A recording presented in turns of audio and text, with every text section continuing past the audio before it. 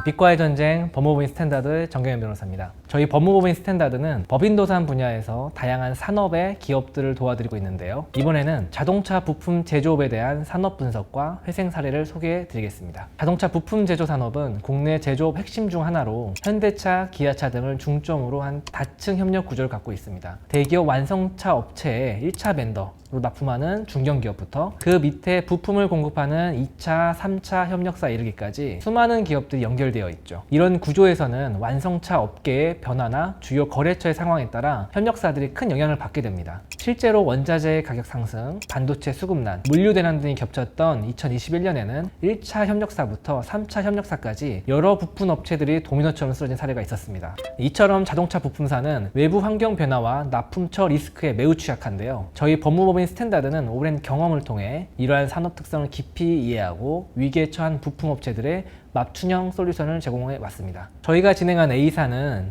1990년대 후반에 설립돼서 자동차 부품, 특히 기어 관련 부품 생산을 주력으로 성장해 왔고 현대 기아차 협력 업체로 등록될 만큼 업계에서 꾸준한 입지를 다져왔습니다. 그러나 최근 몇 년 사이에 복합적인 악재가 겹치면서 결국 법원에 회생 절차를 신청하게 되었는데요.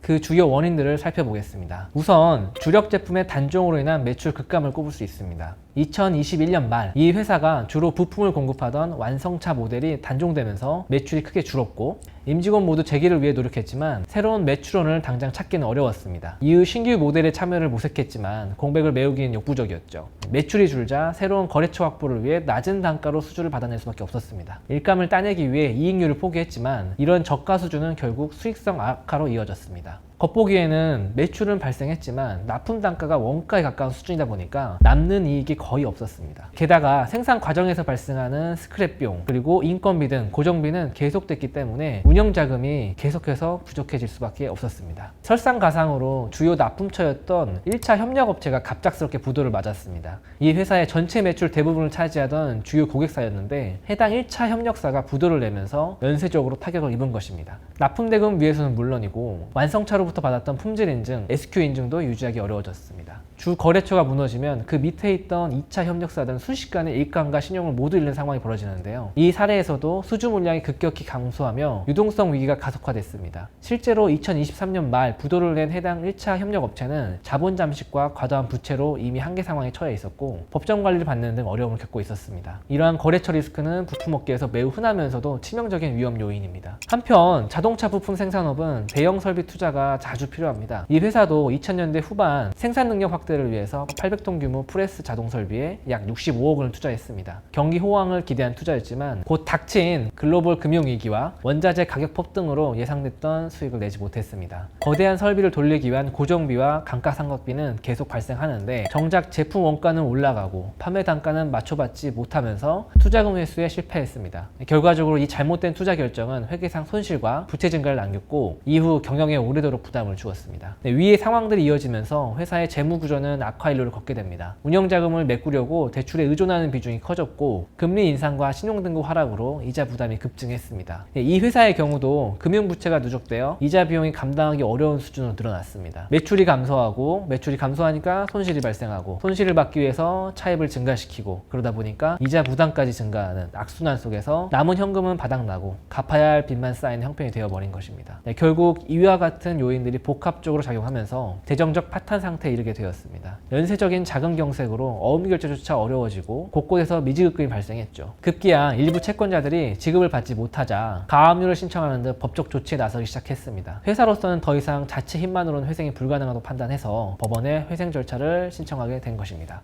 다행히도 회생 절차를 통해서 새로운 기회를 모색할 수 있었습니다. 이 회사의 향후 5년 사업 계획을 살펴보면 긍정적인 전망도 존재하는데요. 법무법인 스탠다드는 자동차 부품업계의 특성을 고려한 맞춤형 회생 계획안을 수립해서 이러한 기회들을 최대한 살려나갔습니다. 우선 신규 거래처 확보 성과가 가시화되고 있습니다. 올해 새로운 부품업체와 공급 계약을 체결해서 4분기부터는 월 1억 원 이상의 추가 매출이 기대되고 있었고요. 특히 이번에 수주한 부품은 수출용 대형 트럭 관련 특수 부품으로 그동안 생산하던 품목 대비 단가가 1.5배에서 2배 정도 높은 전략 상품입니다. 고부가가치 제품으로 포트폴리오를 전환한 것이죠. 또 한 가지 주목할 점은 완성차 신차 출시 사이클입니다. 최근 자동차 시장이 전반적으로 침체했지만 특히 기아 자동차의 차세대 신차 프로젝트를 통해서 터닝 포인트가 될 것을 기대하고 있습니다. A사가 해당 회사의 부품을 공급받고 있는데 기존 대비 2배 이상의 물량이 발생할 것으로 보입니다. 이에 따라 이 회사의 총 생산량도 최소 15% 이상 증가할 것으로 예상되는데 이는 회생 후 영업 회복에 중요한 모멘텀이 될 것입니다. 새로운 자동차 모델의 증산은 부품사에겐 곧 새로운 매출원이므로 법무법인 스탠다드는 이러한 생산 확대 계획을 회생 계획에 반영해서 채권자들을 설득하고 있었습니다.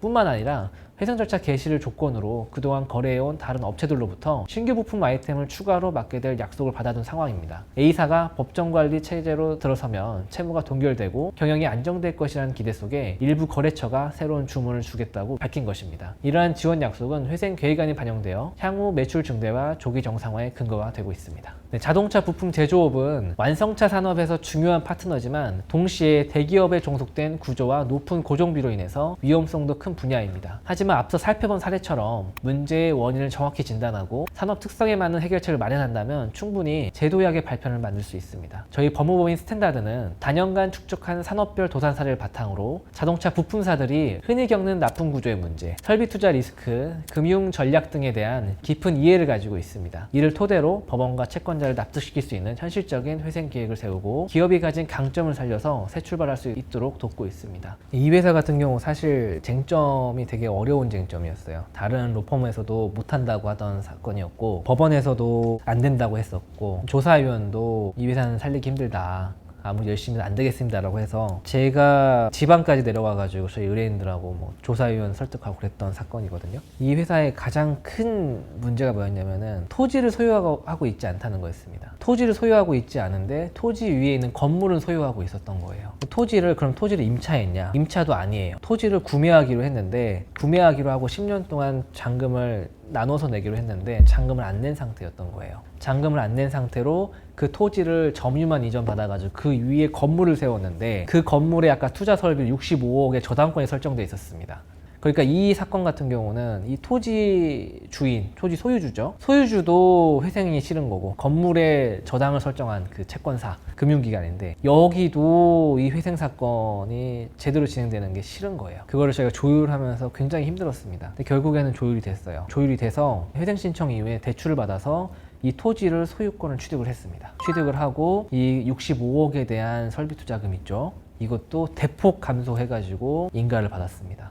이 사건 같은 경우는 저는 정말 잘 됐다. 제가 지금까지 변호사로서 사건을 진행하면서 이렇게까지 결과가 좋았던 사례가 없었다라고 판단하는 그런 사례입니다. 실제로 자동차 부품 업계에서 저희의 도움을 받아서 회생 절차를 밟아 성공적으로 정상화된 사례들도 다수 있습니다. 혹시 자동차 부품 제조업에 종사하시면서 비슷한 어려움을 겪고 계신다면 혼자 고민하지 마시고 법무법인 스탠다드와 상의해 보시기 바랍니다. 산업 구조적 한계나 일시적 유동성 문제로 힘든 기업일수록 해당 분야의 전문가의 조력이 재기의 실마리가 될 수 있습니다.